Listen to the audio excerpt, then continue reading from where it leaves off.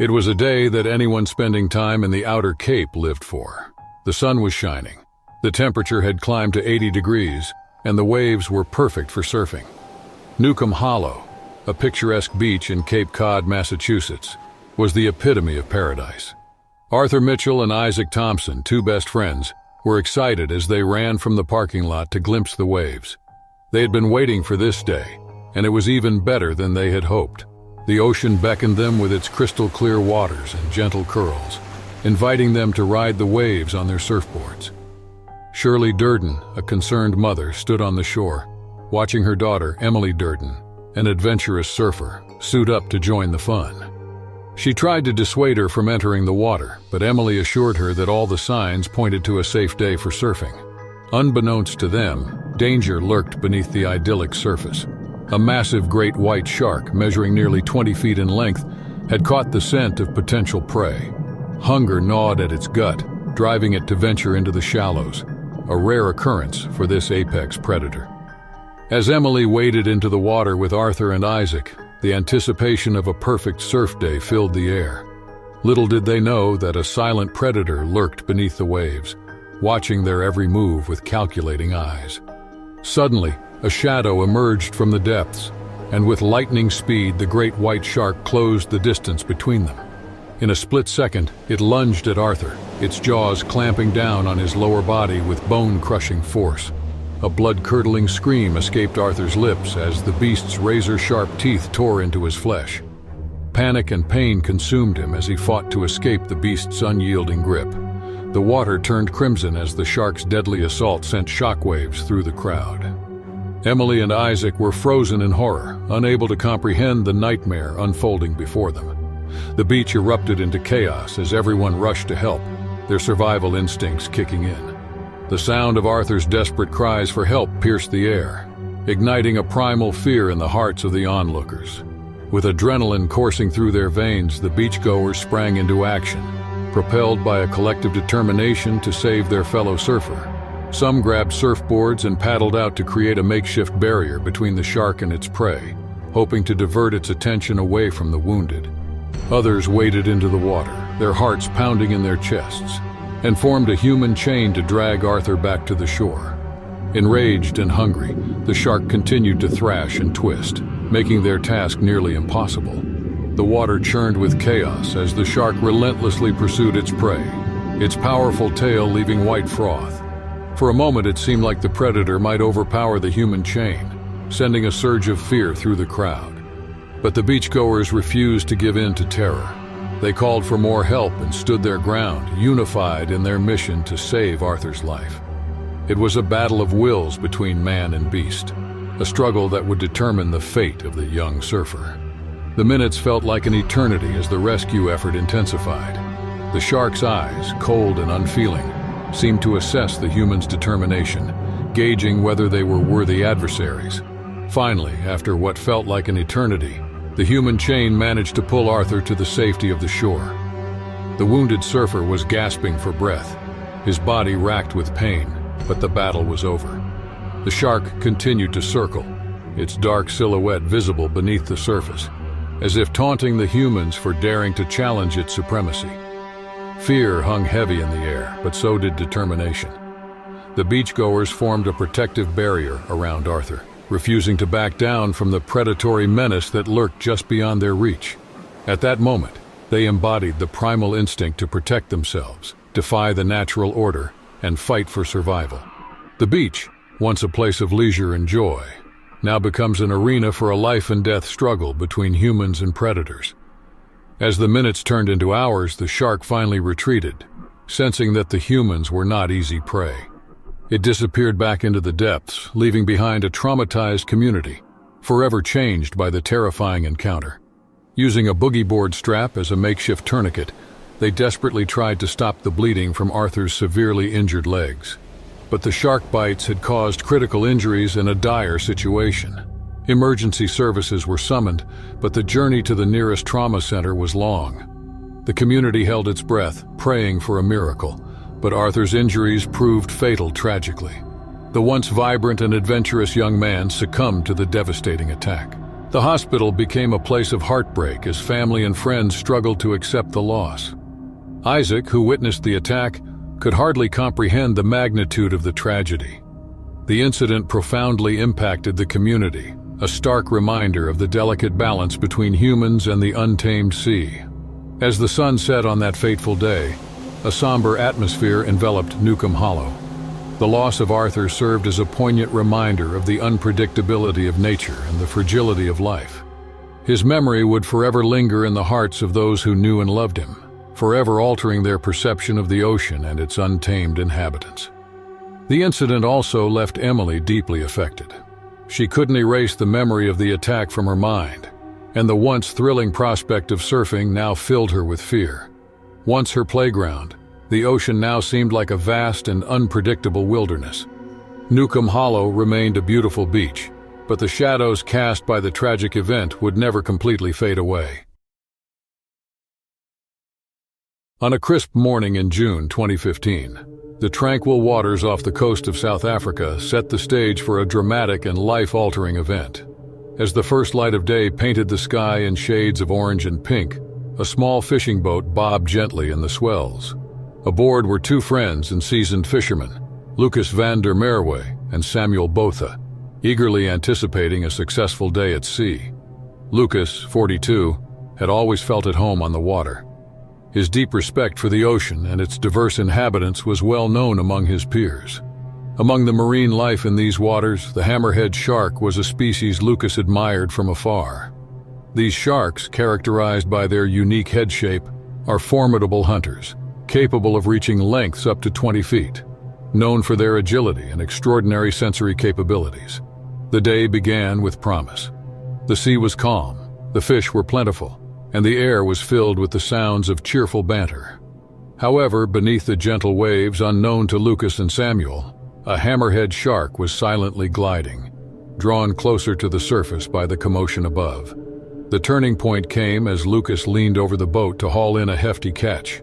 In an instant, the calm was broken by a violent eruption of water. The hammerhead shark, mistaking Lucas for its prey, struck with terrifying force.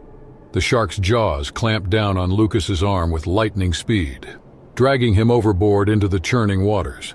Samuel, witnessing the attack, reacted instinctively, his mind racing to save his friend. The shark's razor-sharp teeth inflicted deep, life-threatening wounds to Lucas's arm and stomach, turning the water red. On shore, the unfolding horror caught the attention of bystanders. What had been a peaceful morning quickly turned into a nightmare. Lucas's desperate cries for help resonated over the waves while Samuel struggled to rescue him from the shark's deadly grasp. A nearby fishing boat, alerted by the commotion, raced to their aid.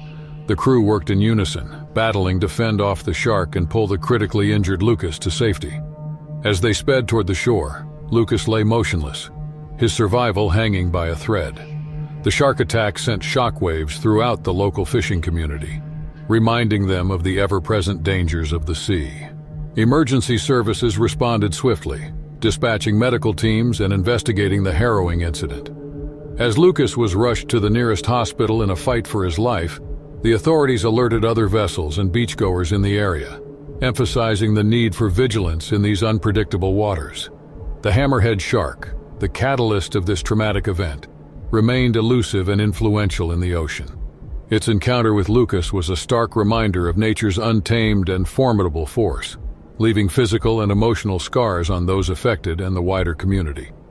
The ambulance sped through the winding coastal roads, sirens wailing, as medical personnel worked tirelessly to stabilize Lucas van der Merwe.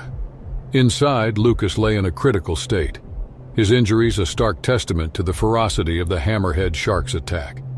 Samuel Botha, though physically unharmed, was shaken to his core, his mind replaying the harrowing moments on a loop. At the hospital, Lucas's condition was deemed critical.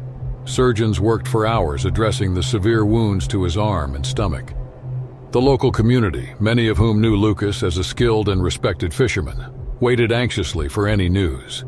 His family rushed to his side and held a vigil, hoping for a miracle. As news of the attack spread, the small fishing town was enveloped in a somber mood. The incident served as a grim reminder of the risks that came with their livelihoods. The hammerhead shark, often seen as a symbol of strength and resilience in the marine world, had shown its other face: unpredictability and danger. Having dealt with shark incidents in the past, the authorities acted swiftly. Beaches were temporarily closed and patrols were increased.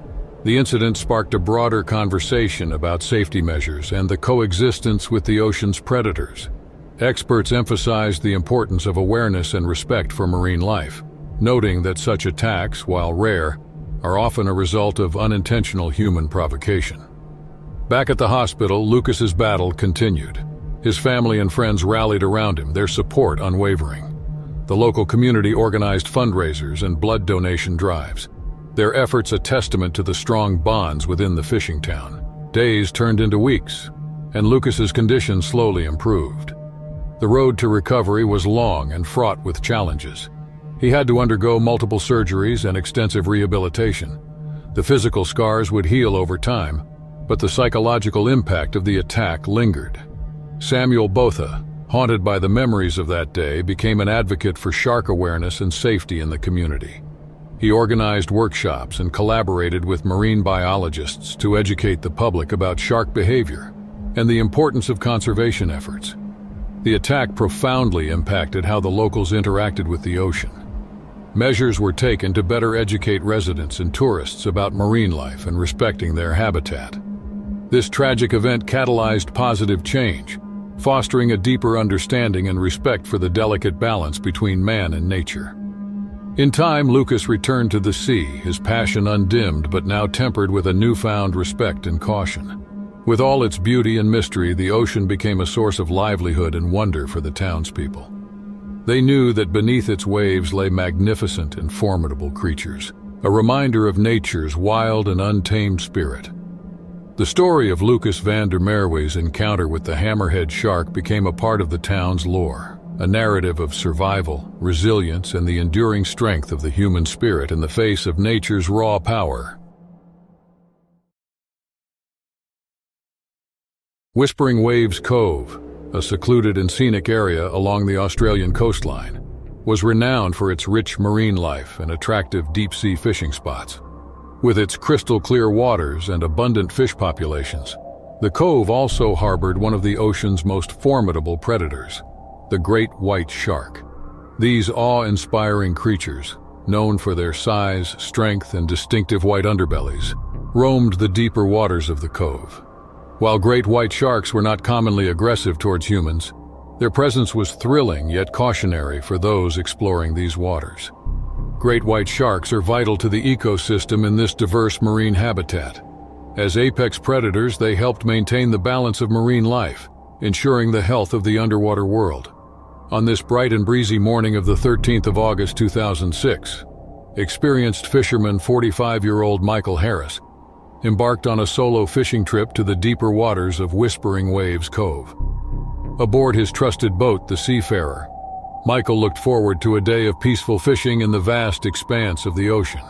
Fishing was his passion and escape, a time for solitude amidst nature's grandeur. As Michael set sail, the calm sea and the warm sun promised a perfect day out. He had heard stories of great white sharks in these parts but had never encountered one. His focus was on the catch of the day, armed with his fishing gear and years of experience. Michael reached his favorite fishing spot and cast his lines into the deep blue waters. The quiet rock and sway of the Seafarer were comforting, a familiar rhythm he had come to love. He waited patiently, hoping for a bountiful catch. Unbeknownst to Michael, a great white shark was silently gliding through the waters beneath his boat. Great white sharks, curious and intelligent, often investigated objects floating on the surface, especially if there were hints of potential food. The tranquility was suddenly broken when the shark, possibly drawn by the bait or the catch on Michael's lines, surged upwards and collided with the boat. The impact was immense, jolting Michael off his feet and shaking the Seafarer to its core. Startled, Michael realized the gravity of the situation. A great white shark had just attacked his boat. The shark circled and rammed the boat again with more force. The impact caused significant damage to the boat's hull, and water began to rush in. Gripped by fear and urgency, Michael knew he had to act quickly to save himself. In a frantic effort, he tried to radio for help, sending out a distress signal with his location. He then attempted to salvage what he could, using emergency supplies to slow the water intake. But the damage was severe, and the seafarer began to sink rapidly. Michael was in a dire situation, stranded in open waters with a great white shark nearby. As the boat sank beneath him, he clung to a piece of floating debris, his mind racing with thoughts of survival.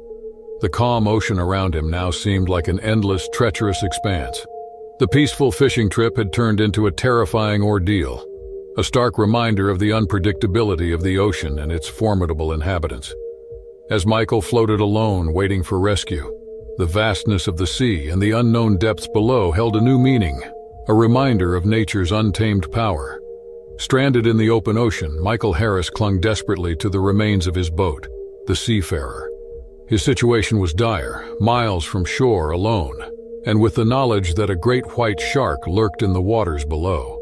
The vast expanse of the sea, once a source of solace and joy, now represented an immense danger. As the sun climbed higher, the reality of his predicament set in. Michael knew he had to keep his wits about him to survive. He scanned the horizon for any sign of rescue, hoping his distress signal had been received. Time seemed to stand still, each minute stretching on as he fought to stay afloat and keep watch for the shark. Back on shore, the local Coast Guard station had raised the alarm. The distress signal from the Seafarer had been picked up, and a rescue operation was quickly underway. Boats and helicopters were dispatched to Michael's last known coordinates, racing against time to find him. Meanwhile, Michael's plight at sea grew increasingly complex. The great white shark, perhaps intrigued by the wreckage or sensing Michael's vulnerability, made occasional appearances, its dorsal fin slicing through the water's surface. Each sighting sent a jolt of fear through Michael, reminding him of the imminent danger he faced.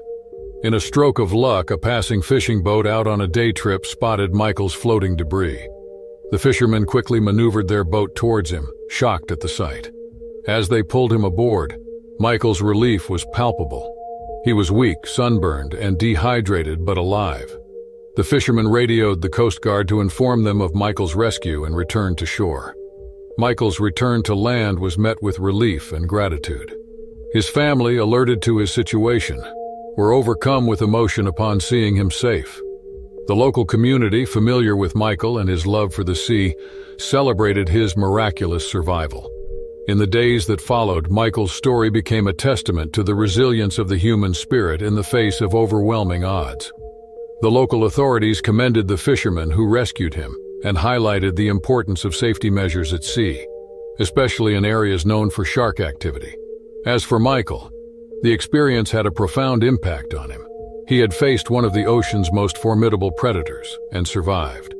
While he knew he would eventually return to the sea, his respect for its power and unpredictability had deepened. The group of college students was spread out over the beach.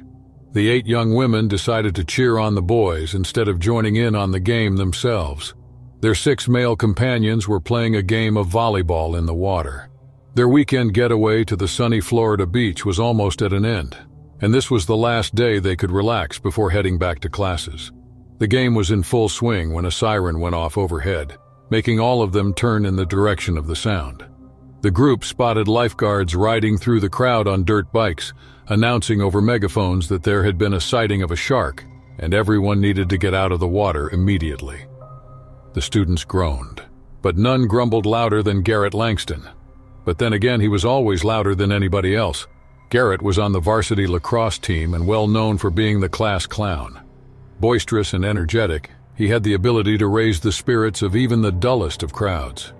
The girls started to pack up the coolers and towels.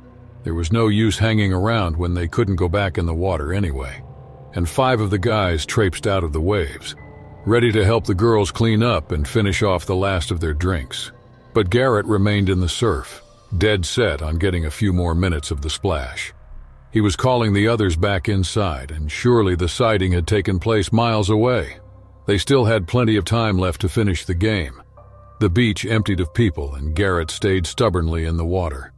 Jeremy Davids, Garrett's best friend, promised to drive off without him if Garrett wasn't out of the water when the group had finished packing. They were both still laughing, knowing full well that this was an empty threat, when Garrett's head yanked under the water.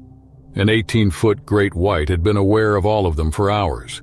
Its keen senses had picked up on human scent far out at sea. It was hunting, searching for the easiest meal among the hundreds of bodies in the shallows. With the sudden emptying of its hunting ground, it went for the only remaining option, the young man swimming ever deeper into the ocean, which is deep enough for it to strike. It happened so quickly that Garrett's smiling face did not even change expression when he was swiftly submerged in the water. Jeremy knew this was not one of Garrett's pranks. It was too sudden. He wasted no time to react.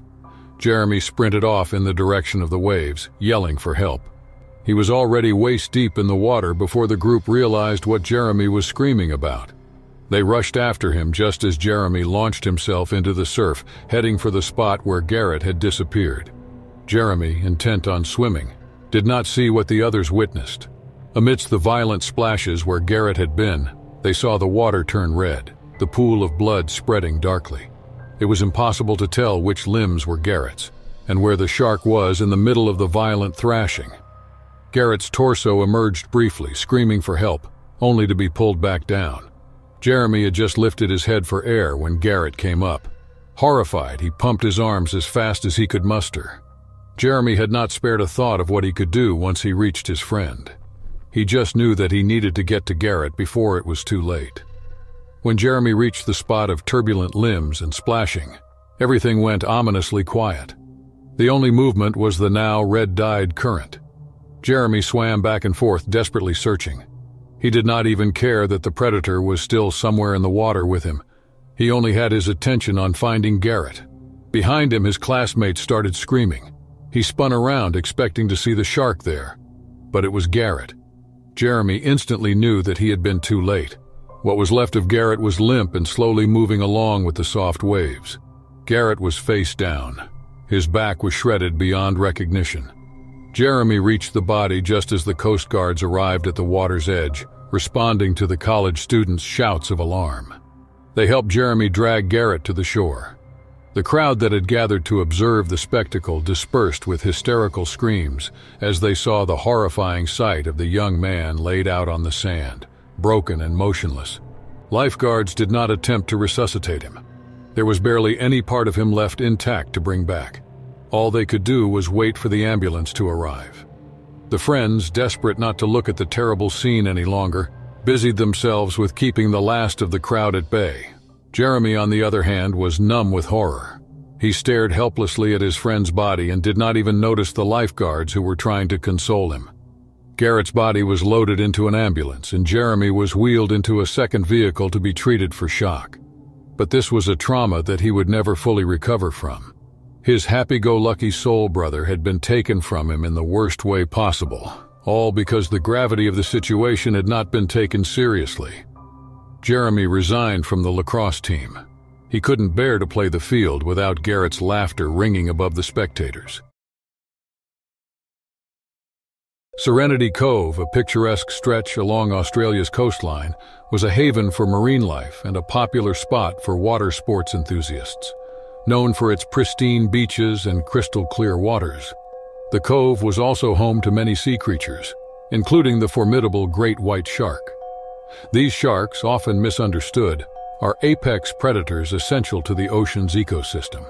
Known for their size and strength, they are characterized by their sharp triangular teeth and keen senses, making them efficient hunters. In the waters of Serenity Cove, great white sharks were a common sight, gliding through the deep blue, commanding respect and caution from those who ventured into their domain. While attacks on humans were rare, the presence of these sharks was a constant reminder of the wildness of the ocean. On this sunny morning in May 2004, Jonah Thompson, a 24-year-old competitive swimmer with aspirations for the upcoming World Championships, prepared for his training session in Serenity Cove.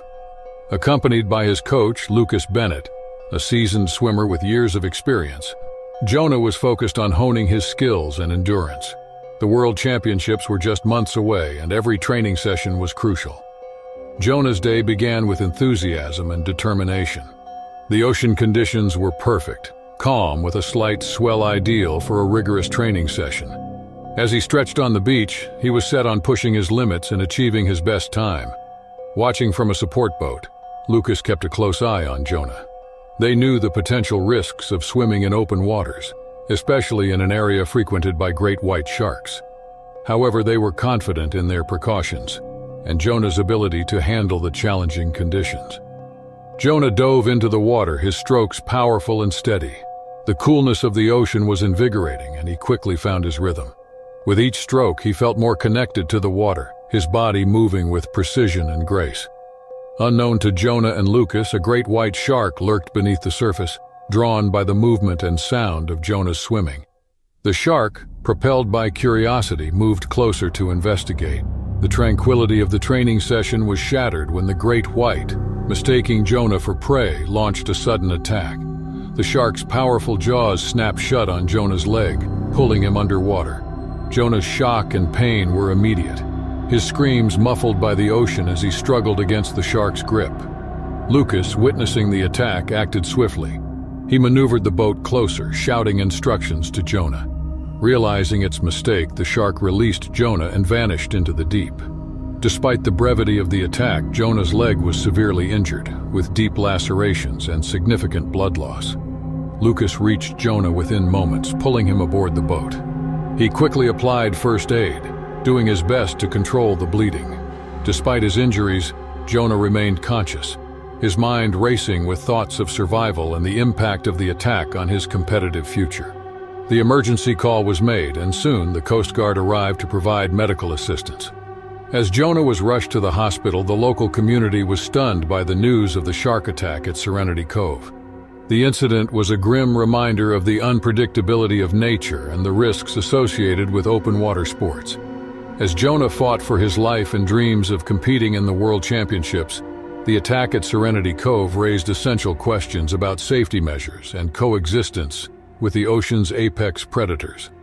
As the Coast Guard swiftly transported Jonah Thompson to the nearest hospital, the severity of his condition became increasingly apparent. The great white shark's attack had left him with deep and grievous wounds. His leg, ravaged by the shark's mighty bite, was in critical condition, with extensive tissue damage and profuse bleeding. The medical team worked urgently, stabilizing Jonah for the emergency surgery that awaited him. In the hospital, Jonah underwent several intensive surgeries. The medical team's primary focus was to save his leg and prevent further complications. Despite the pain and uncertainty of his situation, Jonah's thoughts were consumed by his swimming career and the looming World Championships. The prospect of being unable to compete after years of dedication and training weighed heavily on his mind. Back in Serenity Cove, the news of Jonah's attack had sent shockwaves through the community. Lucas Bennett, Jonah's coach, was in a state of disbelief. He had mentored Jonah for years, watching him grow into an exceptional swimmer with a promising future. The attack had not just left physical scars, it had also cast a shadow on Jonah's dreams. As Jonah's story spread, it garnered worldwide attention from the swimming community. Messages of support and solidarity poured in, offering Jonah encouragement and strength. Fellow swimmers, some even potential competitors at the World Championships, reached out, expressing their hopes for his speedy recovery. The weeks following the surgery were grueling for Jonah. He underwent a challenging rehabilitation process, filled with physical therapy sessions aimed at regaining strength and mobility in his injured leg. The pain and effort of recovery were taxing, but Jonah's determination did not waver. His goal was clear: returning to the water and continuing his competitive swimmer journey. In a turn of events, the organizers of the World Championships, moved by Jonah's ordeal and resilience, extended a special invitation to him. They offered him the opportunity to attend the championships in a non-competitive capacity, honoring his spirit and dedication to the sport. This gesture was a beacon of hope for Jonah, providing him with a sense of inclusion and recognition despite his inability to compete. Months passed and the World Championships arrived. Jonah, though still in recovery, attended the event. Being among his peers, feeling the energy of the competition, and receiving a warm welcome from the swimming community was a therapeutic experience. It reignited his passion and reaffirmed his resolve to return to competitive swimming. The shark attack at Serenity Cove had indeed changed Jonah Thompson's life. But in facing this adversity, he found new strength and purpose. His story became one of courage and inspiration, a testament to the resilience of the human spirit in the face of daunting challenges. On Saturday, June 5, 1993, husband and wife Ian and Terry Cartwright set out to sea with their 5 children. Ian was skippering the Australian maritime college vessel Riveresco in the Bass Strait, just off the Tasmanian coast. They were headed to Barrenjoey Seal Convoy on 10th Island, an uninhabited granite outcrop known for being home to a large breeding colony of Australian sea lions, with up to 400 pups born there yearly. The area was a nature reserve, offering excellent diving and snorkeling experiences, and conserving this habitat was important for marine biodiversity and scientific research. Terry Cartwright worked with staff at the Australian Maritime College at the University of Tasmania. The other divers on board the Riveresco included Stephen Ears, a marine fisheries lecturer at the college, and his colleague Josephine Osborne. Stephen had invited Terry and Josephine to enjoy his research and observe the sea lion's behavior. Terry was eager to join in and experience the interactions with the sea lions, as they were well known in the area for being very interactive with divers, often displaying playfulness and coming very close to the people in the water. Terry asked Ian to anchor in a channel on the southern side of the island. Ian motored the boat to the spot and released the anchor chain. The depth reader read 15 meters, about 150 meters from the mainland. Ian and Terry's children leaned over the side of the boat. They watched the anchor splash into the water and disappeared into the depths. With the calm seas, it was easy for Terry, Stephen, and Josephine to put on their gear. Terry slipped into a 2-piece wetsuit, pulled the hood over her head, and slipped into her yellow fins. Stephen lifted her yellow air cylinder onto her back, and Terry clipped it up.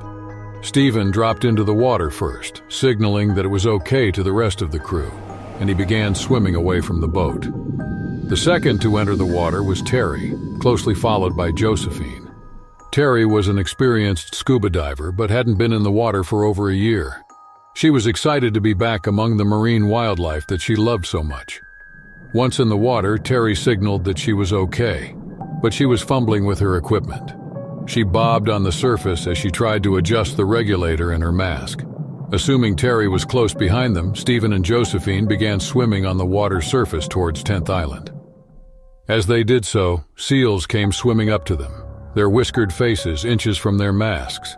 Stephen ducked his head underwater, and below them, the sea lions were darting about, swimming up to the divers' feet and then swimming back down. The sea was a hive of activity. Terry's husband Ian and another crew member, Ian Rinkin, shouted at Terry, signaling her to hurry up and catch up to the others. She was lagging behind, and it was safer for them to stick together as a group. Finally, Terry sorted out her equipment and turned to see her friends 20 meters away. She swam to catch up. Despite not being in the water for a long time, Terry was a fit 35-year-old and quickly caught up to the others. The three of them bobbed on the surface together briefly before descending just meters from the rocks of 10th Island. Terry marveled at the scenery as they dropped beneath the ocean's surface. The visibility was fantastic, and she watched as the sea lions glided by effortlessly. Stephen and Josephine made it to the bottom of the ocean and looked up to see Terry paused in her descent. Terry felt the pressure build in her ears. She pinched her nose and blew, but nothing happened. The tension in her ears grew as she continued to dive deeper. She tried repeatedly to equalize her ears, and suddenly she was hit with an incredible force from out of nowhere. It knocked the air from her lungs as she was thrown through the water. The regulator was ripped from her mouth and bubbles surrounded her. Stephen and Josephine hovered just above the seafloor, shocked as they saw a 15-foot great white shark torpedo directly into Terry. Disoriented, Terry wheeled around as the shark came at her once more. Its enormous mouth clamped down around her torso, and she let out a muted cry, air bubbles escaping from her mouth.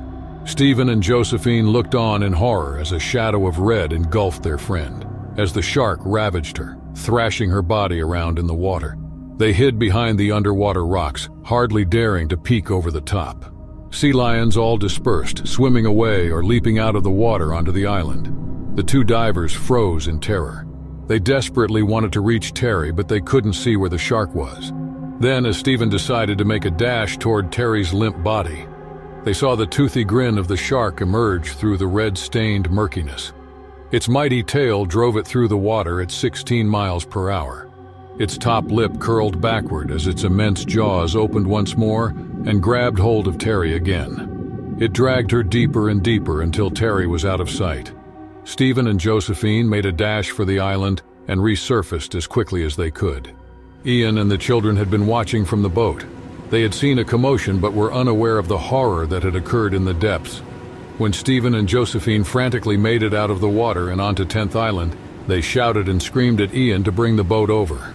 Knowing there was some kind of emergency and seeing that Terry hadn't resurfaced, Ian Cartwright and Ian Rinkin jumped into the 11-foot dinghy and rowed to the island as quickly as they could. During the heart-stopping news of his wife, the distraught Ian took charge and searched the area in his boat for over half an hour. He then had to deliver the devastating news to their 6-year-old quadruplets and 11-month-old son, who were waiting patiently on the boat with no sign of Terry above the water. Ian radioed Bell Bay for help and initiated a sea and air search. During the afternoon, pieces of Terry's wetsuit surfaced a kilometer from the attack site. One of her legs with the yellow fin still attached was also pulled from the sea. No other trace of Terry was ever found. The incident serves as a tragic reminder of the dangers posed by great white sharks and the need for caution when engaging in activities in the ocean. It is believed that the shark mistook Terry for a struggling sea lion, dressed predominantly in black among the swarms of sea lions in the area. This case of mistaken identity led to her horrifying final affliction. This heart-wrenching incident is a stark reminder that the enchanting underwater world is also a domain of predators. Even with safety precautions, the ocean remains unpredictable, and encounters with formidable creatures like great white sharks can have devastating consequences. The tragedy of Terry Cartwright's death highlights the importance of understanding and respecting the marine environment, and the need for caution while engaging in water activities. On January 26, 1989, Roy Stoddard and Tamara McAllister, a boyfriend and girlfriend, set out for their usual kayaking and swimming training on the waters of West Malibu, California. They were both 24 years old, adventurous, and loved spending time outdoors, hiking, camping, and kayaking together. That morning, they planned to train for an upcoming triathlon they would compete in together. They were inseparable and enjoyed each other's company in all their outdoor activities. They were teachers at the same school and bonded over their shared sense of adventure. After launching their kayaks from the beach just before 9 a.m., they paddled northwards around Latigo Point towards Paradise Cove, their usual training route. The wind was light, and the seas were pretty calm as they paddled into the sea. Little did they know that this would be the last time they'd be seen alive. About 100 yards out, they remained on the shore side of the kelp beds, knowing it was safer not to paddle beyond them, as kelp forests are a natural deterrent to sharks. The wind picked up as they paddled around Latigo Point, and the sea surface became rough. Feeling the pull of the rope connecting their kayaks, they lashed their kayaks together to keep Tamara from being blown off course. They continued, and Roy made headway in the lead kayak with Tamara following closely behind. The wind buffeted them and they struggled against the waves. Suddenly, without warning, a tremendous smash came from below the water. Something from the depths torpedoed upward and struck the kayaks, throwing them into the sea. Tamara resurfaced, coughing and sputtering, unsure of what had just happened. Seconds later, she felt a tremendous tug on her left thigh and was pulled underwater. She desperately tried to pull herself to the surface, but a shark had a firm grip on her leg. The shark twisted and turned underwater, causing her to lose consciousness. Roy, who had knocked his head on his kayak during the attack, swam over to Tamara and managed to grab her hand, pulling her above the water's surface. He held on to her, trying to keep her afloat, but he struggled to flip the upturned kayaks due to their weight. Witnesses nearby saw an incredible water boiling and thrashing about in the distance. The commotion was near a large United States Coast Guard buoy, where several SEALs had leaped out of the water in distress. Roy continued to try and flip the kayaks, but Tamara's injuries were severe, and she was slipping away. The shark returned and attacked again, dragging Roy underwater. He was never seen again. The kayaks were found upturned less than 20 miles from where they had launched, with stress fractures along their hulls and holes in one of them. An engineer concluded that a great white shark, weighing at least 2,000 pounds, must have caused the damage. 2 days after the attack, Tamara's body was found floating in the water near Channel Islands Harbor, 30 miles north of Paradise Cove.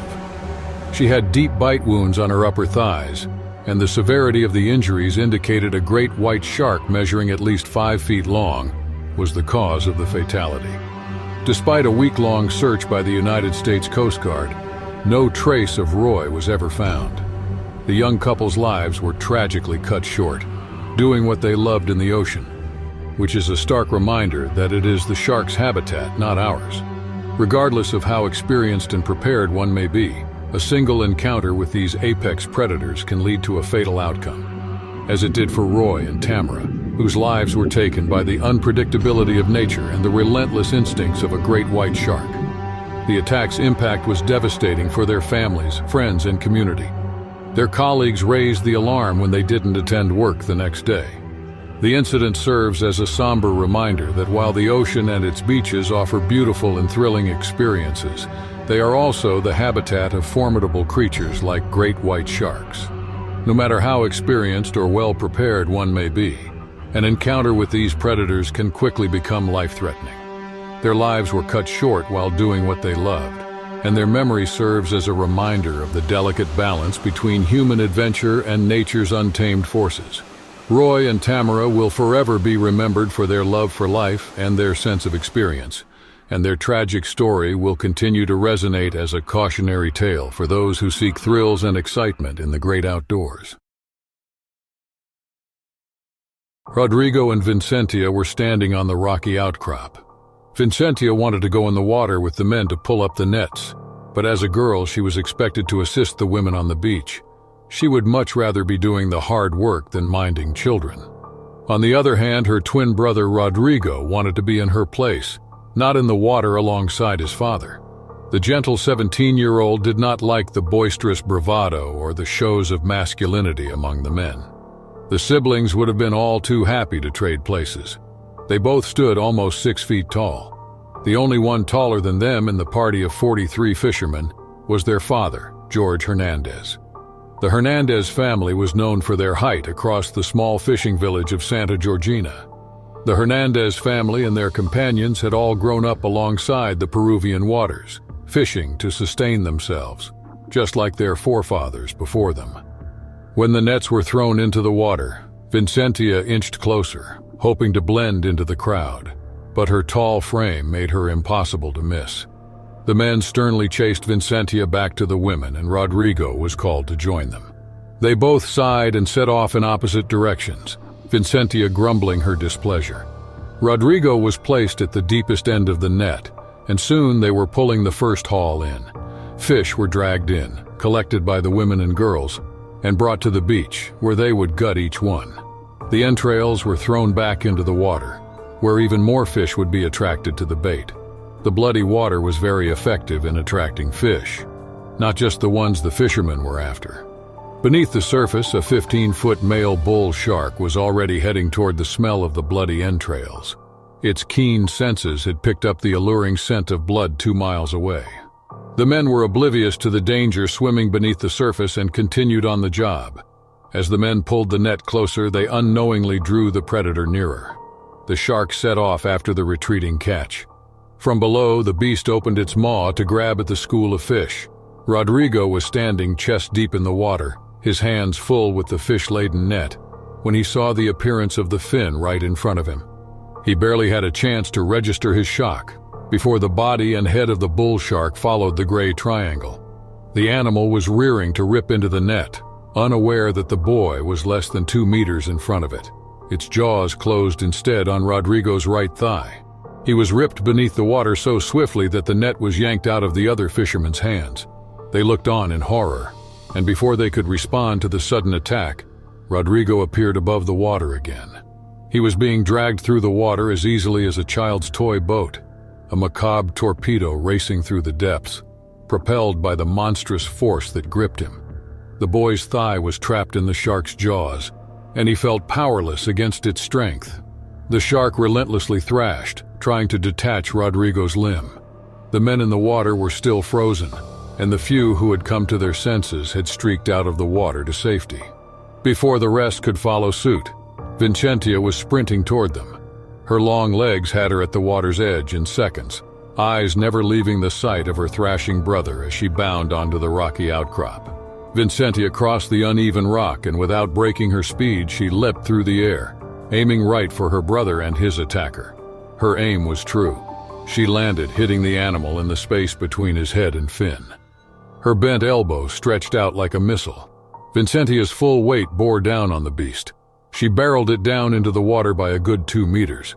When Vincentia came up, she was ready to fight it with her bare hands if she had to. But the shark had released her brother and was speeding away from them. This was not the easy catch that it had anticipated at all. Vincentia reeled around, searching for Rodrigo, but her father and the rest of the men had already grabbed the young man, and they were swimming him to the beach. She could hear him screaming in agony. He was alive. Vincentia struck out for the beach and headed straight for Rodrigo. She did not shrink at the sight of his mangled and bleeding leg. Instead, she threw him over her shoulder and sprinted to the small family car. Vincentia was not going to wait for the dumbfounded men and women to come to their senses. Her father, George, was the only one sober enough to follow her. He had already removed his shirt and was tying it to Rodrigo's leg to staunch the flow even as his daughter started the car. Rodrigo lost consciousness, and 20 minutes later, he arrived at the hospital unaware of their arrival. Medical personnel rushed him into surgery, but it was too late to save his leg. The decision was made to amputate just below the hip. Every member of the Hernandez family, even Rodrigo, knew that losing his leg was nothing compared to the alternative. A beast that large could have killed Rodrigo, and yet, amazingly, he was still here with them.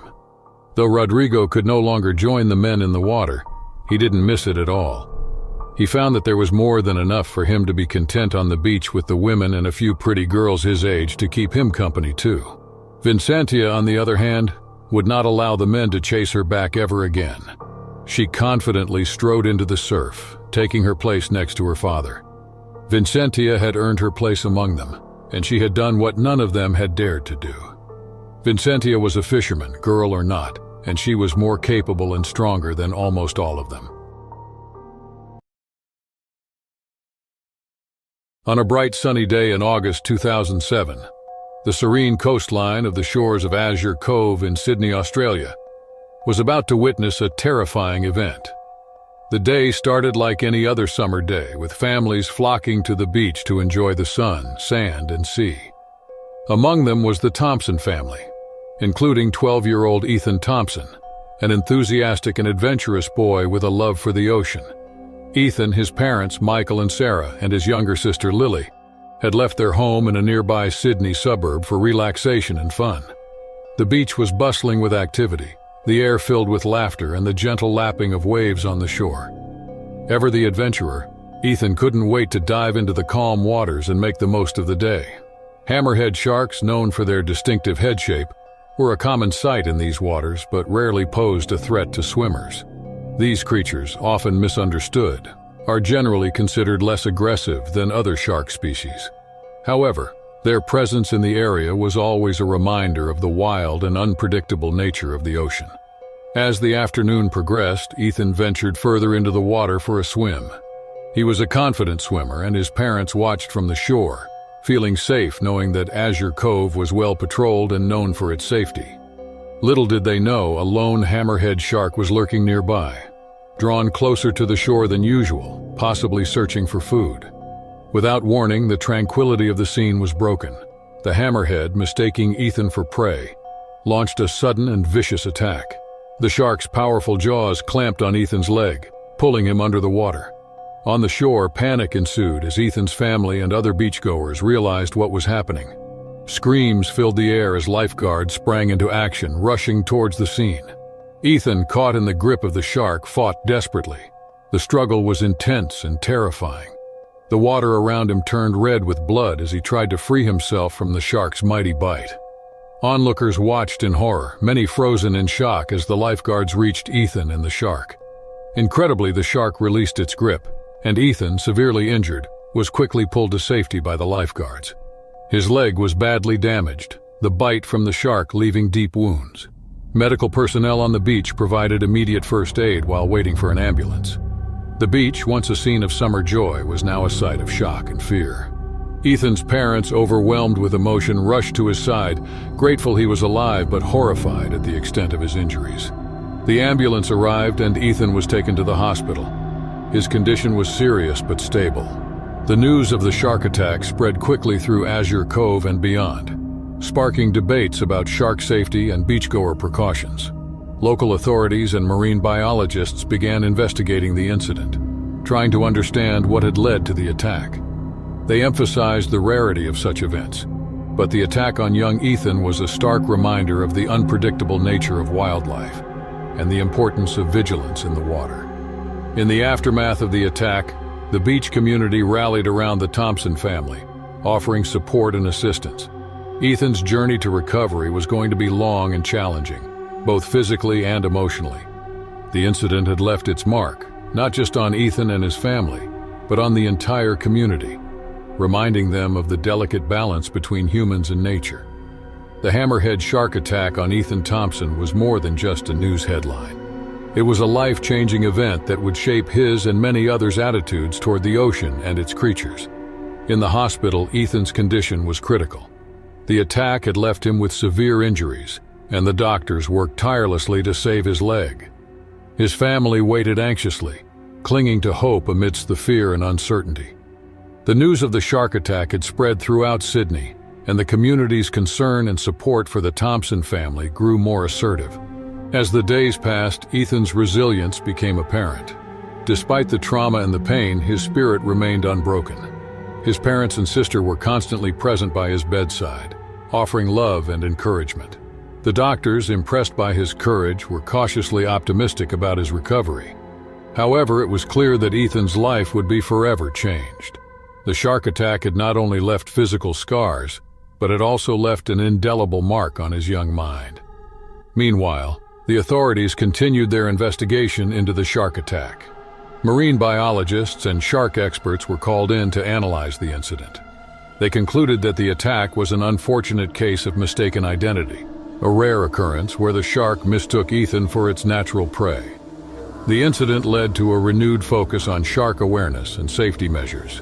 Beach patrols were increased, and new warning systems were implemented to alert swimmers of potential shark presence.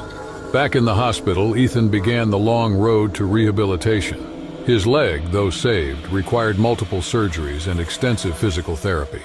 The support from the community was overwhelming. Letters, cards, and messages of encouragement poured in for Ethan, each a testament to his story's impact on people's lives. The Thompson family found themselves at the center of a media storm. Interviews and news reports followed their every move, but they remained focused on Ethan's recovery. Months passed and Ethan's condition improved steadily. He returned home, welcomed by a community celebration. His story of survival had inspired many, and he became a local hero. But for Ethan and his family, the journey was far from over. The physical and emotional scars of the attack would take time to heal. Ethan's encounter with the hammerhead shark was a life-altering event that extended beyond the boundaries of his personal experience. It raised awareness about the importance of coexisting with ocean wildlife and respecting their habitat. It also highlighted the need for ongoing research and education about sharks, their behavior, and their role in the marine ecosystem. Ethan's story, a blend of tragedy and triumph, remains a powerful narrative about respect, coexistence, and the indomitable will to overcome challenges. Coral Haven, a picturesque and tranquil spot along the Great Barrier Reef in Australia, was a paradise for divers and snorkelers. Known for its vibrant coral formations and diverse marine life, the area was a popular destination for families and marine enthusiasts. Among its underwater inhabitants were various sharks, both feared and admired. While most sharks in Coral Haven were harmless to humans, the presence of larger species like the reef shark added an element of unpredictability to the waters. On this sunny day in June 2006, the Thompson family, on their much-anticipated vacation, were eager to explore the wonders of Coral Haven. The family consisted of David and Maria Thompson and their children, 15-year-old Anna and 12-year-old Jack. For Anna, a budding marine biology enthusiast, snorkeling in the reef was a dream. She was fascinated by the underwater world and couldn't wait to see the coral and marine life up close. Their day began with excitement as they joined a guided snorkeling tour. The tour guide, Liam Brooks, briefed them on safety protocols and respecting marine life. He emphasized staying close to the group and avoiding sudden movements that could startle the reef's creatures. As the family donned their snorkeling gear, Anna's excitement was palpable. She had read extensively about the Great Barrier Reef and was thrilled to experience its beauty firsthand. The crystal-clear waters and the warm sun created the perfect setting for their underwater adventure. The family and other snorkelers entered the water, marveling at the breathtaking sight. The coral reef was alive with color and activity. Schools of colorful fish swam around them, and they even spotted a few harmless reef sharks in the distance. With her underwater camera, Anna captured every moment, her eyes wide with wonder. As the group explored the reef, Anna ventured slightly away, drawn by the sight of a rare coral formation. Unbeknownst to her, a great white shark not commonly seen in these parts of the reef was lurking nearby. This shark, while not typically aggressive towards humans, could be unpredictable, especially if it felt threatened or startled. Suddenly, without warning, the shark darted towards Anna. Its sleek, powerful body cut through the water with incredible speed.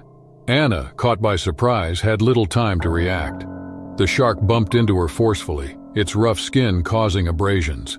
Startled and scared, Anna kicked around, inadvertently provoking the shark further. In a flash, the shark bit down on Anna's leg, pulling her away from the coral. She screamed through her snorkel, the sound muffled by the water. The attack was sudden and vicious, leaving Anna in a state of shock and pain. David and Maria, hearing the commotion, turned to see their daughter struggling with the shark. Panic set in as they realized the gravity of the situation. David, an experienced swimmer, did not hesitate. He swam towards Anna. His only thought was to save his daughter. Maria followed closely, signaling for help from the tour guide and the rest of the group. Upon noticing the attack, Liam Brooks sprang into action. He radioed the tour boat for emergency assistance while guiding the rest of the snorkelers safely. The reef, a place of beauty and wonder, suddenly became a scene of terror and desperation. As David reached Anna, he tried to fend off the shark, his movements calculated and deliberate to avoid further provoking the animal. The shark, having released Anna, circled back, its instincts heightened. David shielded his daughter, ready to protect her at all costs. The moments that followed were tense and fraught with danger. The family's dream vacation had turned into a nightmare, a stark reminder of the unpredictability of nature and the risks that come with venturing into the wild. The struggle in the waters of Coral Haven continued, with David Thompson desperately trying to protect his daughter Anna from the shark's repeated advances. Confused and agitated by the commotion, the shark made several more passes at them. Using all his strength and courage, David kept the shark at bay, shielding Anna with his own body. Maria Thompson, although terrified, swam toward her husband and daughter with determination. She knew that staying calm and collected was crucial in this life-threatening situation. Their guide, Liam Brooks, swiftly joined them, equipped with a safety stick to ward off the shark. His experience and quick thinking were vital in those critical moments. The tour boat, alerted by Liam's emergency call, arrived at the scene. The crew, trained for such incidents, helped pull Anna and her family aboard. Anna, pale and in shock from the attack, was quickly attended to by the crew. She had sustained deep lacerations on her leg from the shark's bite, and immediate medical attention was necessary to prevent further blood loss. Anna was kept stable and conscious as the boat raced back to shore. Still in shock, her parents stayed by her side, comforting her and trying to keep her calm. The fear and panic of the attack slowly gave way to relief that they were safe and on their way to get help. Upon reaching the shore, Anna was immediately taken to the nearest hospital. The medical staff acted swiftly, treating her injuries with utmost care and precision. Fortunately, the prompt response and Anna's physical fitness as a young swimmer played a crucial role in her survival and recovery. The news of the shark attack at Coral Haven quickly made headlines, reigniting discussions about safety measures for swimmers and snorkelers in shark-inhabited waters. Authorities and marine experts emphasized the importance of following safety guidelines and respecting marine life to avoid such dangerous encounters. In the following days, Anna's condition stabilized, and her recovery was steady, though she faced a lengthy rehabilitation process. The trauma of the attack left its mark, not just physically but also emotionally, on Anna and her family. The support from the community, both locals and the wider public, was overwhelming, offering words of encouragement and strength. The Thompson family's vacation, meant to be a memorable experience exploring the wonders of the Great Barrier Reef, was a testament to their resilience and bond. The terrifying encounter with the shark was a harsh reminder of the unpredictability of nature and the inherent risks of venturing into the wild. Crystal Wave Beach, a coastline in California, was a hot spot for water sports enthusiasts. Its azure waters and consistent waves made it an ideal location for jet skiing, surfing, and other aquatic adventures. The great white shark was respected and feared among the marine life in this region. Known for their size, power, and predatory instincts, great white sharks were a common sight in the deeper waters of Crystal Wave Beach, though interactions with humans were rare. On this sunny April morning 2014, professional jet skier Natalie Cooper prepared for a practice session at Crystal Wave Beach. A skilled and fearless competitor, 30-year-old Natalie was known for her daring stunts and love for speed on the water. Today's practice was crucial as she was gearing up for an upcoming national jet ski championship. The day she started with promise. The sun shone brightly in the sky and the sea was calm, with just enough waves to add excitement to her ride. Full of energy and focus, Natalie revamped her jet ski, Aqua Blitz, and zoomed off into the open waters. Meanwhile, beneath the surface of Crystal Wave Beach, a great white shark moved stealthily. While primarily feeding on seals and fish, great whites are known to be curious animals, often investigating objects on the water's surface. As Natalie executed her maneuvers with precision and flair, the great white shark took notice. The speed and motion of the jet ski may have piqued the shark's curiosity, drawing it closer to Natalie. Amid a high-speed turn, Natalie was unaware of the looming danger beneath her. Suddenly, in a terrifying moment, the great white shark leaped out of the water, colliding with Aqua Blitz. The colossal impact sent Natalie flying off her jet ski and into the water. The suddenness and violence of the collision left Natalie stunned and disoriented. She struggled to surface, gasping for air. Having made contact with the jet ski, the shark circled back, its primal instincts aroused by the commotion. An experienced swimmer, Natalie knew she had to stay calm to survive this unprecedented situation. However, the shark was relentless. It swam towards her, its massive jaws opening. In a split second, it bit down on her leg, pulling her underwater. The struggle that ensued was intense and frightening. Natalie fought to free herself from the shark's grip, her training and instinct for survival kicking in. The shark, realizing that Natalie was not its usual prey, eventually released her, but not before inflicting severe injuries. Meanwhile, on shore, witnesses to the accident immediately called for emergency services. The beach lifeguards sprang into action, rushing towards Natalie's location on their rescue jet skis. As the lifeguards approached, the great white shark disappeared into the depths, leaving a trail of blood in the water. Natalie, severely injured but conscious, was quickly retrieved from the ocean and brought back to shore. The beach, usually a place of leisure and fun, became a scene of urgency and concern. Paramedics attended to Natalie, stabilizing her condition and providing first aid for her injuries while preparing for her immediate transfer to the hospital. The news of the shark attack at Crystal Wave Beach spread rapidly, stirring a mix of shock and concern among the community and Natalie's fellow jet skiers. As the ambulance sirens wailed through the streets towards the nearest hospital, Natalie Cooper lay inside, fighting through the pain. Her leg, severely wounded from the shark's bite, was a mess of torn flesh and ragged wounds. The paramedics worked tirelessly, doing everything in their power to stop the bleeding and stabilize her condition. Despite her agony, Natalie clung to consciousness, her mind racing with thoughts of her future, career, and passion for jet skiing that now seemed so distant. Authorities quickly cordoned off the area of the attack, advising swimmers and water sports enthusiasts to stay out of the water. Marine biologists and shark experts were called in to assess the situation and to track the shark responsible for the attack.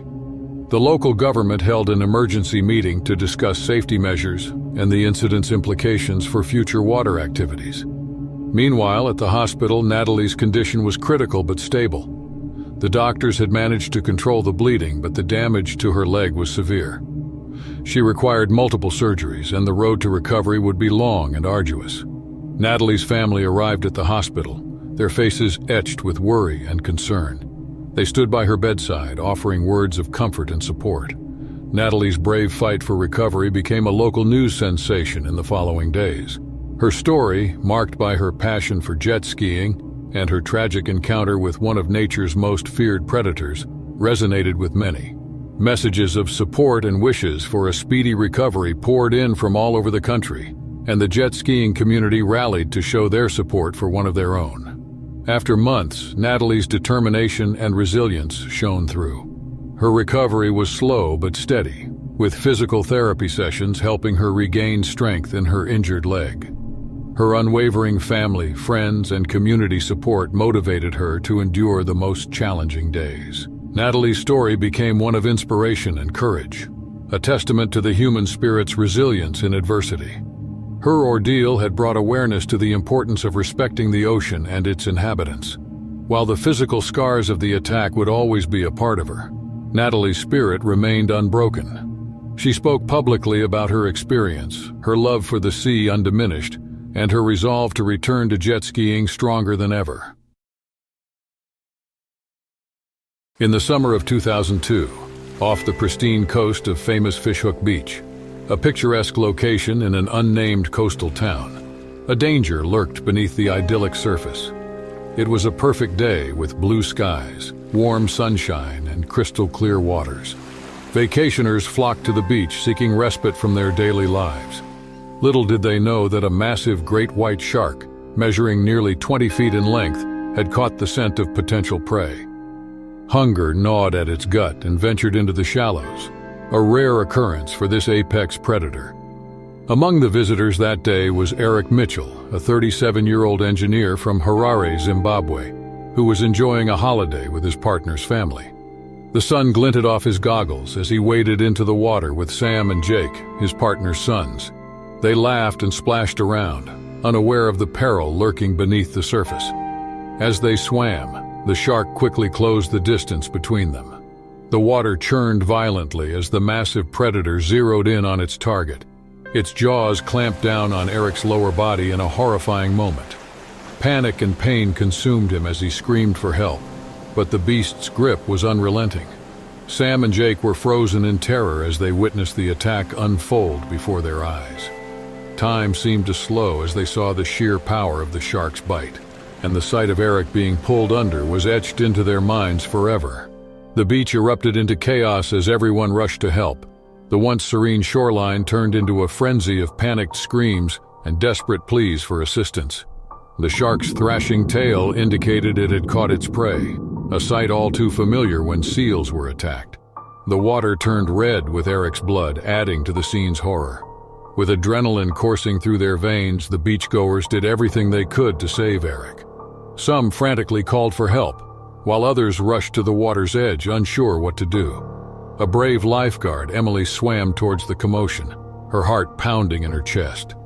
She knew the danger they were all facing, but had to act fast. Grabbing a nearby boogie board, Emily paddled towards the struggling young man. The shark had not yet retreated. She could see it circling below the surface. Its cold, dead eyes sent shivers down her spine, but she pushed through the fear. She knew they had to get Eric to safety before it returned for another strike. With every ounce of strength, Emily pulled Eric onto the boogie board and started swimming towards the shore.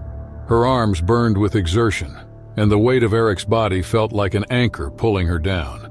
She kicked her legs with all her might, determined to reach the safety of the beach.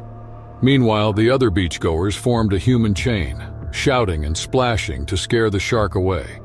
Some brave souls ventured into the water, armed with anything they could find to fend off the predator. They banged on the surface, hoping the noise would startle the shark and force it to retreat. The collective effort created a cacophony of noise, a desperate attempt to deter the predator and buy Emily and Eric precious seconds. Fear was palpable, but the determination to save a life was more vital. The adrenaline-fueled crowd refused to back down, united in their mission to protect one of their own. With each stroke, Emily felt the weight of the situation on her shoulders. She could hear Eric's labored breathing, a reminder that every second counted. The water around them seemed to hold its breath, waiting for the shark's next move. Every nerve in Emily's body screamed at her to swim faster, to reach the shore before it was too late. As they finally reached the shallows, the crowd rushed forward to help pull Eric to safety. Emily collapsed onto the sand, gasping for breath. Her heart pounded as she looked back at the water, half expecting the shark to return for another attack. Emily could see the extent of Eric's injuries as she reached the shore. His lower body was badly mangled and he was losing blood rapidly. She shouted for help, and the crowd sprang into action. Despite the frantic efforts of the paramedics, Eric's injuries were severe. He was rushed to the hospital, fighting for his life. The news spread through the beach community like wildfire, and a somber cloud hung over the once joyful atmosphere. The beachgoers were left in shock and grief, praying for Eric's recovery. Doctors and nurses fought tirelessly in the hospital to save Eric's life, but his injuries were too severe. Eric succumbed to his wounds despite their best efforts, leaving a devastated family and a community in mourning. The loss of such a vibrant and caring individual sent shockwaves through everyone present that day. Despite the tragedy, the danger was not yet over. The great white shark remained in the vicinity, drawn by the scent of blood. Authorities immediately closed the beach, warning all swimmers and surfers to stay out of the water. A tense atmosphere hung over the once vibrant beach, now marred by the presence of a relentless predator. The conflict to solve became clear. The community had to ensure the safety of its visitors. A shark warning system was urgently needed but would take time to implement. In the meantime, everyone had to remain vigilant and follow strict safety guidelines. Sam and Jake, both shaken by the incident, decided to cut their holiday short and return home. The attack had a profound effect on them, and they couldn't bear to stay in the place where tragedy struck. As the days passed, the community came together to mourn the loss of young Eric and discuss how they could prevent such a tragedy from happening again. The town rallied behind implementing a shark warning system, and fundraisers were organized to gather the necessary funds. Months later, the warning system was finally installed, giving beachgoers an extra layer of protection.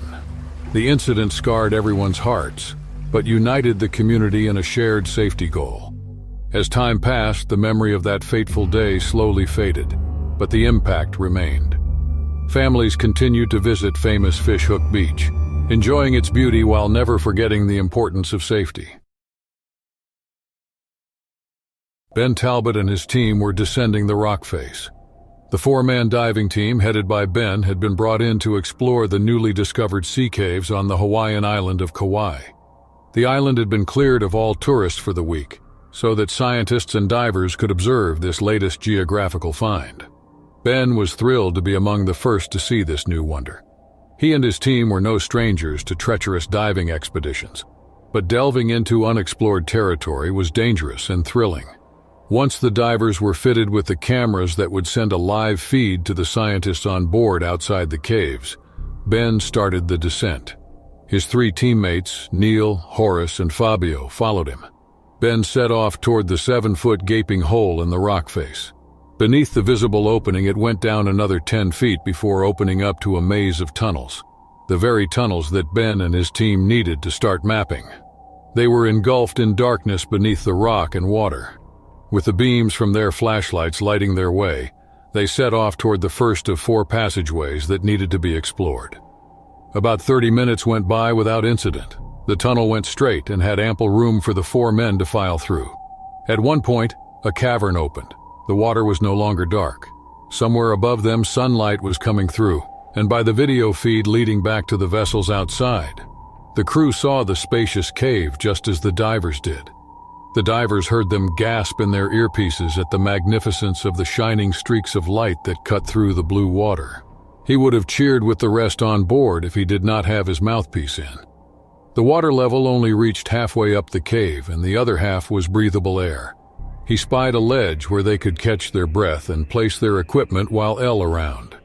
Ben and Fabio climbed onto the flat surface and allowed their cameras to catch as much footage of the cave's upper half as they could. Neil and Horace were still in the water, getting up close to the walls, thoroughly covering every inch they could reach to film. Ben had his face turned upward toward the ceiling, where the specks of light came through tiny cracks in the stone above their heads. He did not realize that the sudden splashing was anything other than the current at first, but Fabio brought Ben back from his intense observations with a hard blow to his shoulder. Ben turned to witness the water coming alive with splashes, screams, and desperate struggles. Horace and Neil found themselves trapped in a sharp corner, with two sharks closing in on them, one shark for each. But two more were slicing the water with their fins, heading straight for their victims. Scuba suits and oxygen tanks weighed down both men. Just keeping afloat was restricting their mobility exponentially. Fearing for his life, Horace desperately attempted to climb the sheer rock wall to escape the hammerhead's relentless attack. However, the water-slicked surface provided no grip, leaving him defenseless and stranded. Horace's efforts were short-lived. He was pulled down by the leg and into the water. On the other hand, Neil had taken to punching every inch of leathery flesh he could reach, aiming for the snouts of his attackers. But he had now been cornered by three of the predators, while the fourth was weaving in and out of the water with a screaming Horace trapped in its jaws. Ben and Fabio were frozen in horror. There was no way to help their companions without being attacked themselves, and the only way out of the cavern was to swim through the vicious animals. The smallest was around 10 feet long. The other three were well above the 15-foot mark. They'd be dead the moment they touched the water.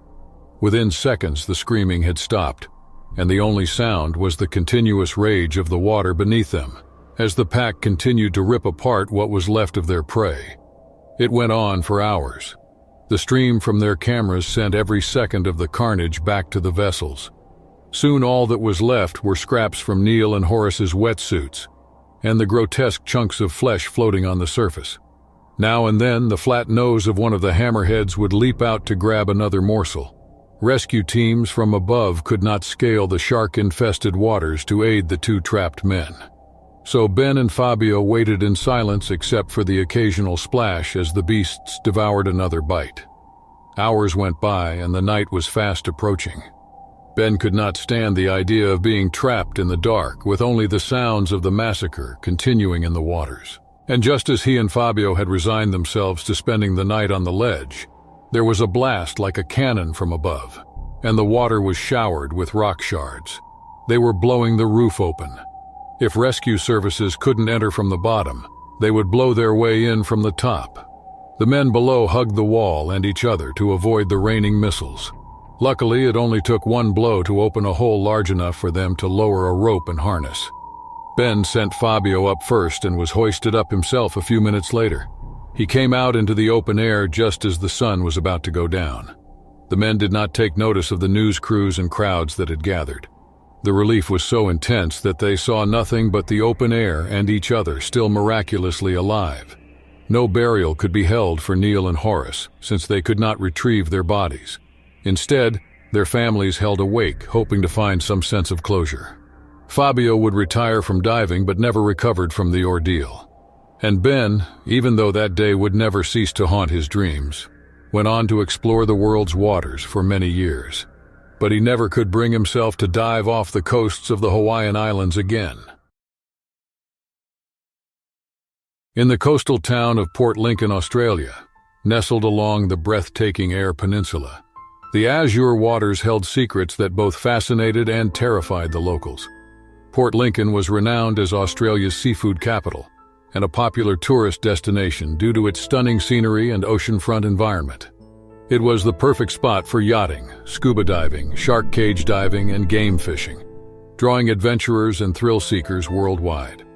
On a warm and sunny March 1985, Shirley Ann Durden, her husband Barry, and their 4 children changed forever. The Durdens had fulfilled their dream of living by the beach near Port Lincoln, and they spent their days basking in the sun, fishing, and scuba diving.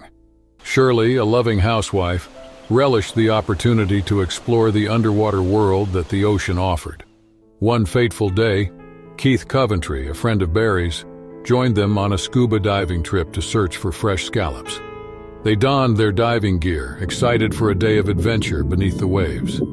Little did they know that a tragedy of epic proportions was about to unfold. The three adults waded into the clear, shallow waters. At the same time, their children played gleefully on the sandy beach, building sandcastles and enjoying the perfect day. The turquoise water glistened under the golden sun, seemingly serene and inviting. Beneath the idyllic surface, danger lurked in the ocean's dark depths. A massive great white shark, measuring nearly 20 feet in length, had caught the scent of potential prey carried by the currents. It had been weeks since its last meal, and hunger gnawed at its gut, pushing the predator to its limits. Driven by an insatiable need for sustenance, it ventured into the shallows, a rare and desperate occurrence for this apex predator. As Shirley swam back to the shore with a bag of glistening scallops, she had no idea that the ultimate predator was lurking nearby, its cold, beady eyes fixed on her every movement. The ocean's surface shimmered with the golden hues of the setting sun, casting an illusion of tranquility, hiding the predator's sinister intentions. The calm waters turned turbulent in a heartbeat as the great white shark propelled itself with incredible force toward its unsuspecting prey. Its muscular tail thrashed, pushing its massive body like a torpedo beneath the surface. With every stroke, it closed the distance between them, its sheer power evident in the trail of churning water it left behind. In the blink of an eye, the predator burst from the water's depths, its gaping maw ready to claim its prize. Its rows of razor-sharp teeth gleamed menacingly in the fading light as it honed in on Shirley. Terror gripped her heart as she caught a glimpse of the enormous, shadowy figure approaching her with terrifying speed. With a primal instinct, Shirley tried to escape, but the predator's speed was unmatched. Its massive jaws clamped down on her lower body in a horrifying moment, its teeth sinking deep into her flesh. An ear-piercing cry of pain and terror erupted from her lips, but the water quickly muffled it. The sudden impact sent shockwaves of pain through her body as the great white's vice-like grip tightened, rendering her helpless. She thrashed wildly, desperate to break free, but the beast's strength was overwhelming.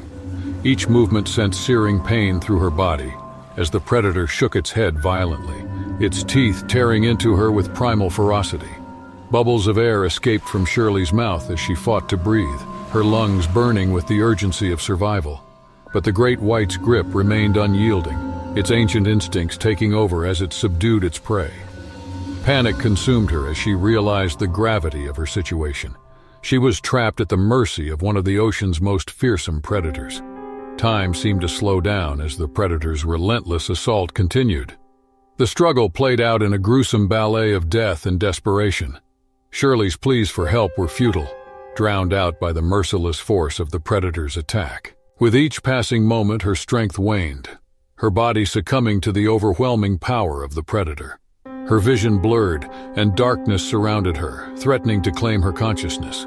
She felt an eerie sense of resignation as her life hung in the balance, knowing her fate was sealed. In a final act of brutality, the great white delivered one last powerful shake, releasing its grip on Shirley's broken and lifeless form. The water around her turned crimson with her blood, a grim testament to the ferocity of the predator's attack. As the predator retreated into the depths, leaving behind a trail of destruction, the ocean's surface returned to its deceptive calm. Shirley's lifeless body floated motionless, a tragic reminder of the merciless power that lurked beneath the tranquil waters. Barry and Keith watched in horror as Shirley was dragged beneath the water's surface. Adrenaline surged through their bodies as they tried to comprehend what had just happened. They rushed towards her, desperate to save her, but it was too late. The water turned crimson as the shark tore Shirley apart, its mighty jaws shaking her body with brutal force. The sight was too much to bear for Barry and Keith, who were frozen in shock and disbelief. The children on the shore witnessed the nightmare unfold before their innocent eyes. Their laughter turned into cries of terror and sorrow. Once a place of joy and wonder, the beach became the site of a heart-wrenching tragedy. As Shirley's lifeless body floated to the surface, beachgoers rushed. But there was nothing they could do to save her. The great white shark had vanished into the depths, leaving behind devastation and grief. The Durdens' world shattered that day, leaving them with a void that could never be filled. The once blissful beach now held haunting memories of loss and tragedy. The community came together to offer support and solace, but the pain of Shirley's absence lingered.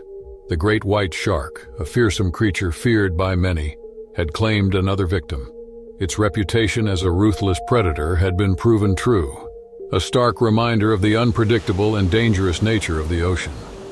Shirley's memory lived on in the hearts of her loved ones, and her tragic tale became a cautionary one, warning others of the ocean's power and the creatures that dwell within. The sun continued to shine on Port Lincoln's beaches, but its warmth could never fully reach the depths of the Durden's grief. Port Lincoln remained a beautiful destination, but the shadow of that fateful day lingered, a constant reminder of the fragility of life. The morning of August 5, 2009, it dawned bright and clear over the pristine beaches of Emerald Bay, Hawaii. For newlyweds Jason and Lily Thompson, it was the beginning of what was supposed to be a blissful honeymoon. The couple, hailing from Sydney, Australia, had chosen Emerald Bay for its spectacular scenery and rich marine life. Both avid swimmers and nature enthusiasts, they were excited to explore the underwater world of this tropical paradise. Emerald Bay, known for its lush landscapes and diverse ecosystems, is also home to many marine wildlife, including the formidable hammerhead shark. These sharks, easily identifiable by their unique head shape, are common in Hawaiian waters, and are generally considered less dangerous to humans than other species like the great white shark. However, their presence in the ocean waters around Emerald Bay was a well-known fact and a source of both fascination and apprehension for visitors. Jason, 28, a marine biologist, and Lily, 26, a photographer, were particularly keen on snorkeling in the Molokini crater, a partially submerged volcanic crater known for its clear waters and abundant sea life. They had heard stories of hammerhead sightings in the area, but were reassured by the low incidence of shark attacks in Hawaii. The ocean's azure waters were inviting as they started their snorkeling expedition. The couple, equipped with their snorkeling gear, eagerly plunged into the sea holding hands. They marveled at the vibrant coral reefs teeming with colorful fish, unaware of the danger lurking in the depths below. Unbeknownst to Jason and Lily, a large hammerhead shark was patrolling the area. The shark, possibly attracted by the turbulence created by the swimmers or mistaking them for prey, began to approach the unsuspecting couple. The moment's tranquility was abruptly shattered when the shark, with its distinctive silhouette, made a beeline towards Jason. In a split second, the hammerhead clamped its powerful jaws around Jason's neck and stomach, pulling him under the water. Witnessing the attack, Lily let out a scream muffled by the ocean. The beach, usually a hub of serene activity, was thrown into chaos as nearby swimmers and lifeguards heard Lily's cries for help. In a desperate fight for his life, Jason struggled against the shark's grip. His attempts to fend off the predator were met with the shark's relentless assault. As the struggle ensued, blood clouded the water, and Jason's chances of survival seemed to dwindle. Lily, in a state of shock, could do nothing but watch in horror as the shark was mauling the love of her life. After what seemed like an eternity, the shark released its grip, leaving Jason severely wounded and floating in the water. With the help of a nearby swimmer, Lily managed to pull Jason to the safety of the shore. On the beach, lifeguards and medical personnel rushed to attend to Jason, who was now unconscious and bleeding profusely. The severity of his injuries was apparent. The shark had inflicted deep lacerations on his neck and stomach. The emergency response team worked frantically to stabilize Jason before transporting him to the nearest hospital. Lily, traumatized and in tears, accompanied him, praying for his survival. The news of the shark attack spread quickly through Emerald Bay, sending shockwaves through the local community and the tourism industry.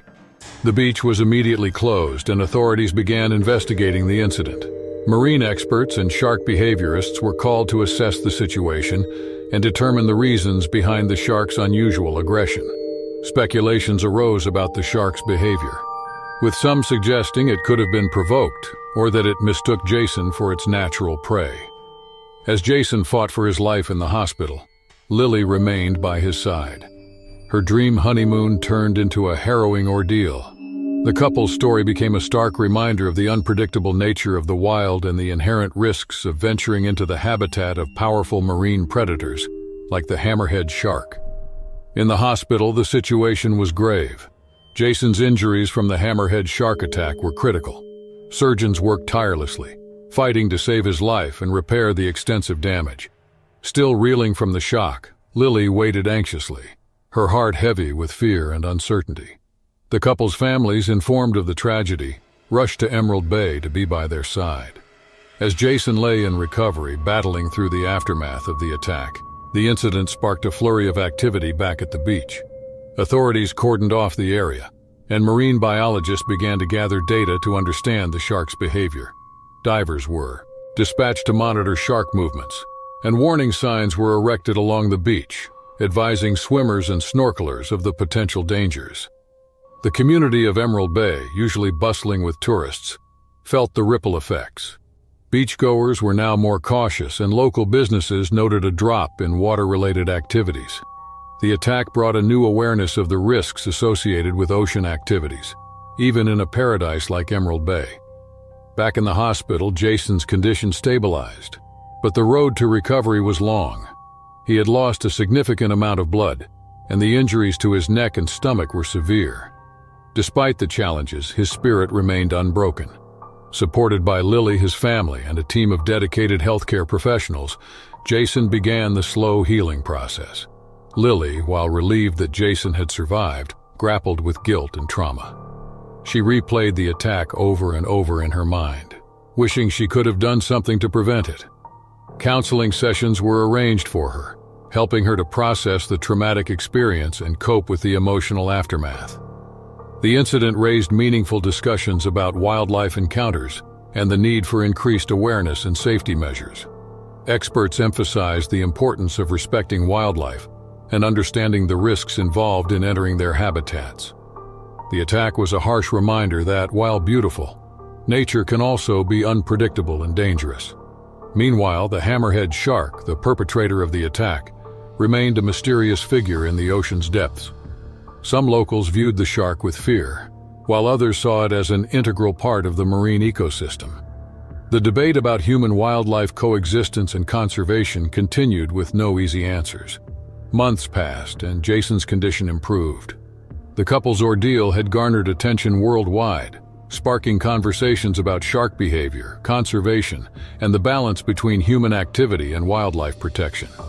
Jason, once a vibrant and active individual, had to come to terms with the life-altering consequences of the attack. His journey of physical rehabilitation was arduous, but his determination was unwavering. As Jason and Lily returned home, their lives forever changed. They carried a deeper appreciation for life and a newfound respect for the natural world. Their story, a blend of terror and triumph, would continue to resonate with all who heard it, serving as a poignant reminder of the delicate balance between humans and the mighty creatures of the sea.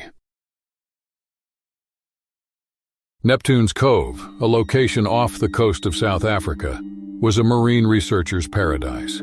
Neptune's Cove was an ideal location for scientists studying these magnificent creatures.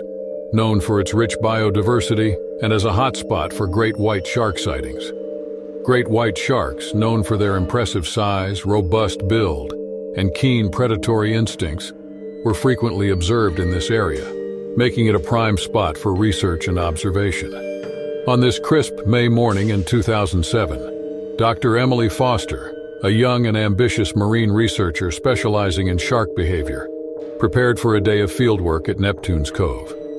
Emily, 28, had devoted her career to understanding great white sharks, aiming to contribute to conservation efforts and debunk common myths about these often misunderstood animals. Accompanied by her research team, including her close colleague and friend, Dr. Alex Martinez, Emily set out on their research vessel, the Explorer. They planned to observe and document the behaviors of great white sharks in their natural habitat, using underwater cameras and tracking devices. Emily's excitement was palpable. Every encounter with these sharks provided valuable insights and data for her research. Emily and Alex prepared their equipment as the Explorer reached the designated study area. The sea was calm, with clear visibility, perfect conditions for their research. Emily, geared up in her diving suit and equipped with a camera, was ready to enter the water.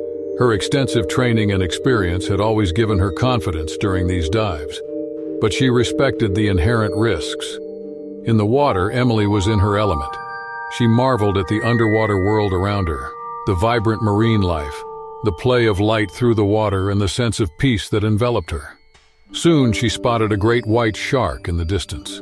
It was a magnificent specimen, gracefully gliding through the ocean. Captivated, Emily followed the shark at a safe distance, observing its movements and behavior.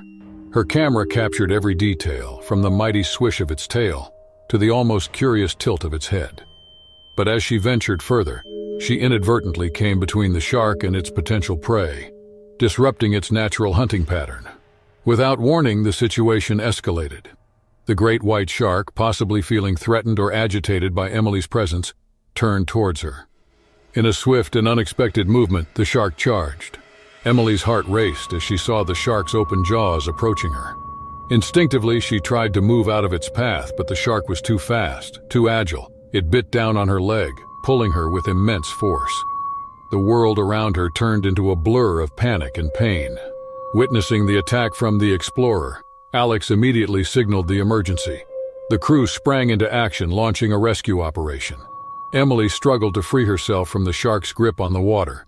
Her knowledge of shark behavior was her only advantage in this life-threatening encounter. The shark, realizing Emily was not its usual prey, released her after a few tense moments. Emily, injured but alive, was quickly pulled back onto the boat by her team. Her leg was severely wounded, with deep lacerations from the shark's teeth. As the explorer raced back to shore, the team provided first aid to Emily, trying to control the bleeding and keep her conscious. The shock of the attack was overwhelming, but Emily's fighting spirit was evident. She knew the risks involved in her work, but nothing had prepared her for this. The news of the shark attack on a marine researcher at Neptune's Cove spread quickly. The local authorities and the marine research community were stunned. Emily's encounter with the great white shark she had dedicated her life to studying was a harsh reminder of the unpredictability of nature and the risks of close encounters with wild animals. As the research vessel, the Explorer, made its way back to the shores of Neptune's Cove, Dr. Emily Foster, despite her excruciating pain, remained conscious, her mind grappling with the day's harrowing events. The boat docked urgently, and paramedics were already waiting to rush her to the nearest hospital. The bite wounds on her leg were severe, a stark testament to the great white shark's fearsome power. In the hospital, the medical team worked swiftly. Emily underwent emergency surgery to treat the extensive injuries to her leg. Her colleague, Dr. Alex Martinez, and the rest of the team waited anxiously in the hospital, their minds weighed down by concern and guilt. They had never expected their routine research expedition to become life-threatening. Meanwhile, news of the shark attack on a marine researcher made headlines, stirring both the local community and the international marine science fraternity. Emily's story sparked debates and discussions about the dangers of close encounters with wildlife in their natural habitats, especially concerning apex predators like the great white shark. Back at the hospital, Emily's surgery was successful, but the road to recovery would be long and arduous. She faced a challenging rehabilitation process, both physically and mentally. The incident had not only left physical scars, but had also shaken her deeply, making her question the very nature of her work and passion. During her recovery, Emily had time to reflect on her experience. Though terrifying, she realized that her encounter with the great white shark had given her a unique insight into these misunderstood creatures. It also highlighted the importance of respecting wildlife and maintaining a safe distance, especially in research. Months later, Emily made a significant decision. She returned to Neptune's Cove, not to dive, but to observe and continue her research from the safety of her boat. This decision marked a new chapter in her life, where she could balance her passion for marine research with the lessons she had learned from her near-fatal encounter. Her story, a blend of passion, peril, and perseverance, resonated with many. Emily Foster became not just a marine researcher, but also an advocate for ocean conservation and safety. Her experience with the great white shark at Neptune's Cove was a powerful reminder of the respect and caution essential to the coexistence of humans and wildlife. Emerald Bay, a location in Hawaii, was renowned for its pristine beaches, crystal-clear waters, and lush tropical scenery. A popular destination for honeymooners and beach lovers, The bay offers a picturesque setting for relaxation and water activities. Despite its beauty, the waters of Emerald Bay were also home to various marine life, including the occasional great white shark.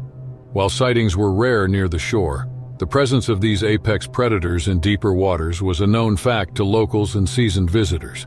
Great white sharks, impressive in size and power, are apex ocean predators. Known for their distinctive white underbellies and rows of serrated teeth, they command respect in the marine ecosystem. In Emerald Bay, their presence was a reminder of the vast and untamed nature of the ocean. On this sun-kissed morning of September 8, 2003, newlyweds Daniel and Sarah Thompson from Portland, Oregon, were enjoying the second day of their honeymoon. Daniel, a 28-year-old software developer, and Sarah, a 26-year-old graphic designer, had chosen Emerald Bay for its romantic allure and opportunities for adventure. The couple was basking in their newlywed bliss, eager to create unforgettable memories. Their day started with a stroll along the beach and a relaxing swim in the bay's inviting waters. Daniel, an avid swimmer, was keen to explore a bit further from the shore, drawn by the clarity of the water and the vibrant marine life. Sarah, more cautious, chose to stay closer to the beach, enjoying the sun and the gentle lapping of the waves.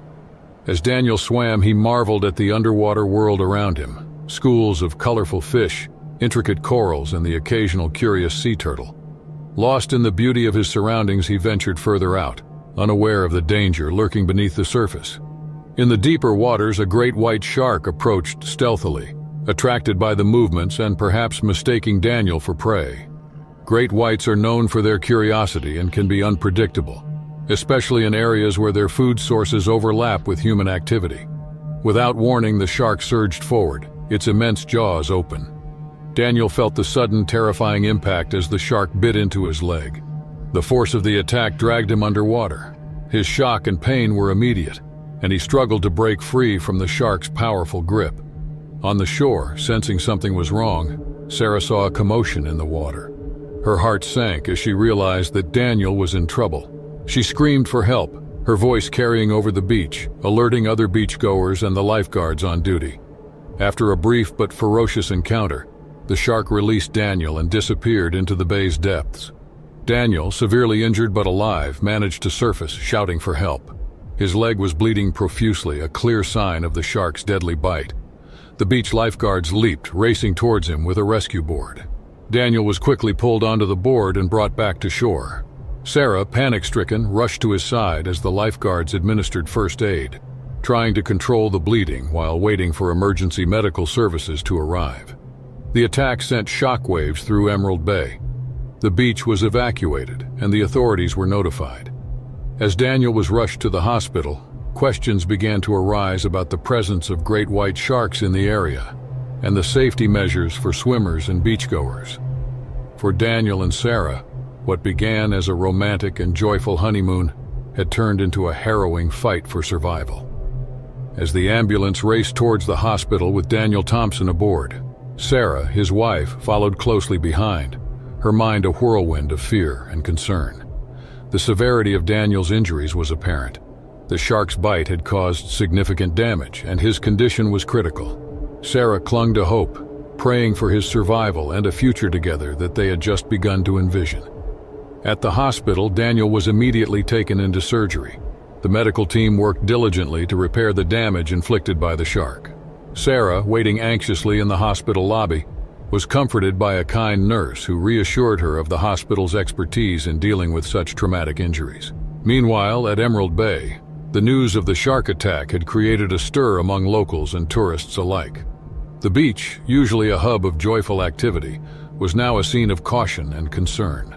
Authorities cordoned off the area where the attack occurred and initiated a temporary ban on swimming until further assessments could be made. Marine biologists and shark experts were called in to investigate the incident. They aimed to understand the shark's behavior and presence near the shore, a rarity for great white sharks, who typically hunted farther at sea. Discussions were held on improving safety measures and increasing awareness among beachgoers about potential marine hazards. Back at the hospital, after hours of surgery, Daniel was finally out of danger. The operation was successful, but the road to recovery would be long and challenging. He would need extensive physical therapy, and the psychological impact of the attack was yet to be determined.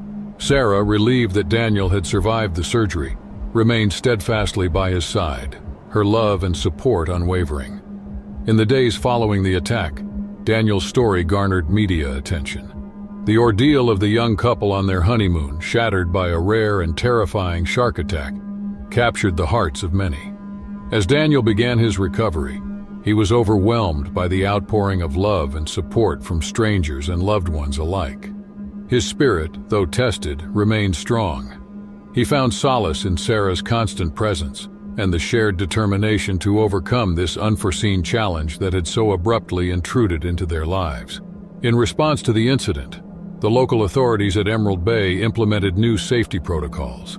Regular patrols and monitoring for shark activity were increased, and educational campaigns on marine safety were intensified.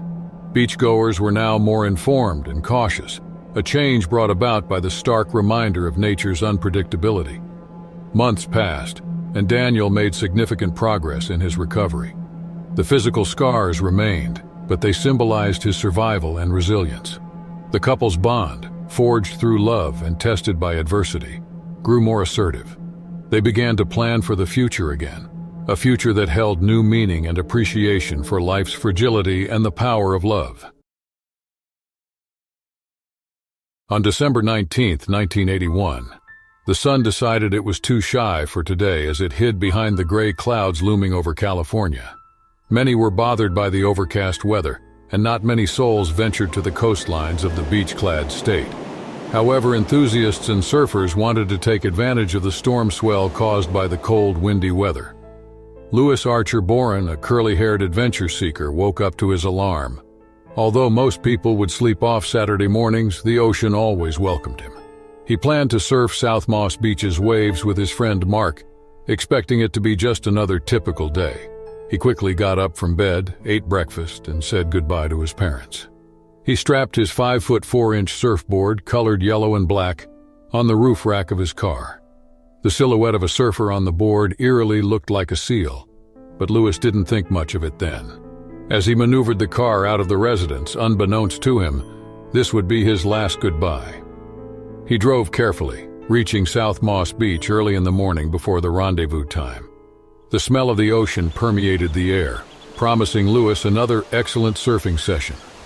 Since 1899, there have been 6 fatal shark attacks in California, 5 from great white sharks. While this pattern would easily send chills down anyone's spine, deadly shark attacks are not that frequent. Additionally, surfers know the risk they're putting themselves in while practicing their sport. Unfortunately, Louis never knew he would be the victim of one such brutal attack. Louis and his friend Mark stood patiently on the coastline, peering across the lonely, turbulent sea of South Moss Beach. The waves were blown out on the reef, scaling up to 15 feet high, driven by the cold winds that day. Not a single soul was riding the waves. How could they not take advantage of this? The 2 men pulled on their wetsuits, laughing and talking, catching up as friends would do. They paced along the coastline for a while, stalking the opportunity and getting a general feel of the atmosphere. Louis and Mark were experienced surfers, and the ocean felt like their home. They entered the cold waters and paddled out, floating on the surface. They waited for the perfect opportunity when the winds favored their request. They lay down on their stomachs, paddling slowly and then quickly, sighting the incoming waves from their periphery. It was an almost perfect synchronicity. The 2 young men prepped for the exhilarating moment as the wave warmly welcomed them. They pushed against their boards, propping their torsos like cobras. And in one fluid motion, Louis and Mark jumped to their knees, taking a couple of waves in this position. They did this over and over until morning faded into the afternoon. Eventually, it was time to go. They returned to the parking area and enjoyed their lunch, talking about surfing, life, family, and other things young men in their 20s spoke about. At approximately 2 p.m., Louis and Mark parted ways, not realizing this was the last time they'd see each other. Louis felt an urge in his chest as he dazedly stood beside his car. He bathed in the deserted scenery and decided to hit the waters one more time, just another short session, and then he'd go home, or so he thought. Lewis returned to the beach, pacing along the coastline and trying to get a feel for things again. This time he was truly alone. However, it didn't matter to Lewis. The storm swell did not happen daily, and he wanted to take advantage of the great waves. He donned his wetsuit and began paddling into the open waters. The churning ocean filled the air, and a dreading atmosphere washed over Lewis. Unbeknownst to him, a fearsome creature, the largest great white shark ever recorded, watched from beneath the surface. The great white shark tilted its head, moving swiftly a few meters under Lewis. The 24-year-old paddled unwittingly, swimming towards his demise. Fish around the area scrambled in fear, making way for the king. The shark appeared from the shadows, rearing its formidable head into the light. But Lewis did not see the creature. The gloomy weather ensured anything a few meters below him would stay where they were in the dark, out of sight and out of mind. The shark moved like a submarine, precise, deadly, and cautious. The 400 million years of evolution taught it to become almost invisible in the ocean, following the movements of its prey. The great white shark followed Lewis, still unaware of the danger. Lewis's fate was sealed at that very moment. Placing itself strategically a few feet below the surfboard, the great white shark suddenly went into gear, propelling 2,000 pounds of brute force towards the surface. The water exploded into chaos as the creature's massive jaws, laced with 5 rows of teeth, clamped onto Lewis. Lewis fought back, paddling away at the water, but it was like a train had struck him. The immense force knocked Lewis back from his surfboard, causing him to sink into the ocean's depths. The single curious bite removed a portion of Lewis's left chest. Before he knew and understood what was happening, he was already dying. Lewis faded into the depths, instantly succumbing to his injury. The water drew its curtains, hiding the horror underneath it. And just like that, South Moss Beach's eerie silence swept away Louis Archer Boren's tragic fate. The next day, 2 surfers found a surfboard with a portion missing and reported it to the authorities. Lewis's remains were later discovered in a small cove, confirming the most giant great white shark ever recorded was responsible for the fatal attack. Subsequent investigations of the bite marks revealed something even more sinister. Based on the segment chopped from the surfboard, a marine biologist concluded that the shark's jaws were 18 inches wide. This indicated the shark's length was more or less 23 feet, weighing 2 tons. They had no doubt it was a great white shark and the largest ever documented in all metrics. Lewis was no match for the massive predator. Experts say sharks do not attack people purposely because they don't consider humans part of their food source. In Lewis's case, it was more likely an exploratory bite. Unfortunately, the behemoth shark was never seen again. Thanks to their highly sophisticated language, coordination, and innovation, humans have remained on top of the food chain for the longest time. Humanity has managed to control the environment to its liking, turning its surroundings into what would benefit the population best. Lewis's tragic fate serves as a grim reminder of the unpredictable and powerful nature of the ocean. While he loved and respected the ocean, he couldn't have predicted the encounter with such a massive predator. As news of the incident spread, the local community and surfers were shaken. Once a beloved surfing spot, South Moss Beach now had a haunting reputation. The memory of Lewis's death lingered in the minds of those who loved the ocean, forever altering their relationship with the powerful tides. The loss of Louis Archer Boren left a void in the lives of his family and friends. His parents, devastated by the sudden tragedy, couldn't believe their adventurous son was taken so abruptly. Mark, Lewis's friend, was guilty, blaming himself for not convincing Lewis to call it a day after their morning session. Over the years, South Moss Beach gradually returned to its serene and picturesque setting. But the memory of the largest shark ever recorded remained, etched into the minds of all who knew of the incident. It was the cold and ominous morning of January 5th, 2023, when Manuel Lopez, a weathered fisherman in his 50s, readied himself to set sail into the treacherous waters of the Gulf of California. Known as the Sea of Cortez, this vast expanse of ocean boasts a vibrant ecosystem teeming with an array of marine creatures. Migratory species such as humpback whales, majestic manta rays, and ancient leatherback sea turtles call these waters home. Manuel, a seasoned diver and fisherman, heavily relied on the bounties of the sea to make a modest living. However, The Gulf of California harbored a menacing secret during December and January, a deadly migration of sharks in search of ample feeding opportunities. Rumors of these predatory beasts had been circulating among Mexican divers for days, with some unfortunate souls bearing witness to their terrifying presence. Most seasoned fishermen opted to wait out this difficult period, taking refuge on the land until the shark migration subsided. Yet for Manuel, the pressures of financial stability pushed him to take a harrowing gamble. The demand for seafood was high due to local scarcity, and Manuel couldn't afford to let this opportunity pass him by. On that fateful morning, Manuel embarked on his small vessel, accompanied by his 2 loyal companions who served as his tenders, ready to assist him on this treacherous journey. The plan was simple, yet fraught with danger. Manuel would scuba dive at depths ranging from 36 to 59 feet, risking his life to retrieve axe stripes, a prized type of mollusk sought after by many. Manuel would have to navigate the turbulent currents to find these elusive treasures, which surged and swirled with untamed energy.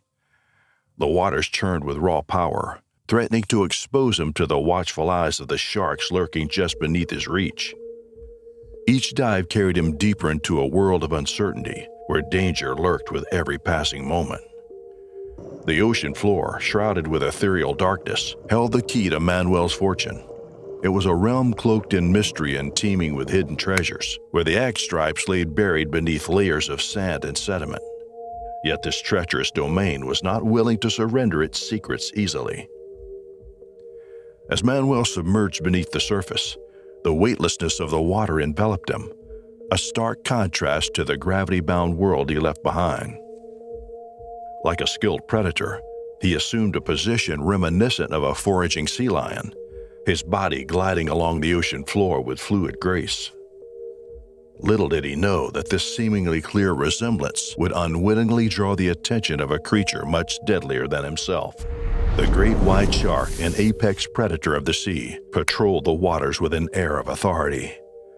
Its sleek body, built for power and precision, moved silently through the depths, its predatory instincts honed over centuries of evolution.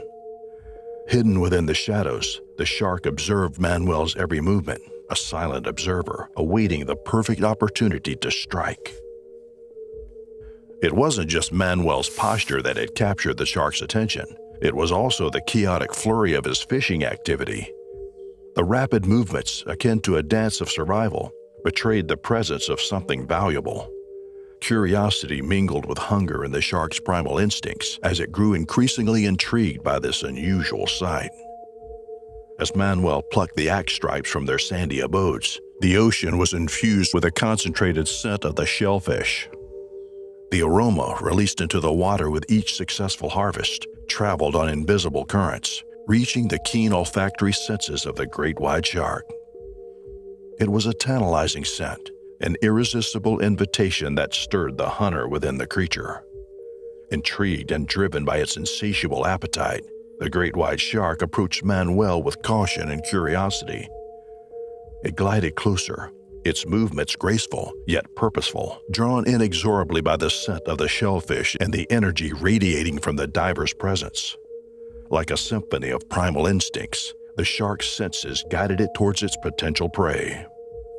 Beneath the surface, amidst the silent depths, Manuel's world would soon turn into a waking nightmare. Suddenly, a colossal shadow materialized without warning, eclipsing the sunlight above. The monstrous shark emerged from the abyss with unnerving speed, its eyes fixed on its unsuspecting prey. Manuel, probably thriving on survival instinct, tried to react and flee from the predator determined to hunt him. But it was already too late. The vicious attack commenced with unimaginable fury. The shark's jaws clamped down with a bone-shattering force, severing Manuel's head from his body. Blood spilled into the water, an ominous cloud that enveloped the scene. The violence was unspeakable. The shark's relentless assault tore through Manuel's flesh, rending his shoulders in a gruesome display of primal power. His life was extinguished in an instant, consumed by the merciless predator.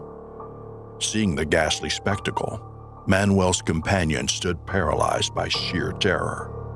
They could do nothing but stare, their faces contorted with a mixture of horror and disbelief.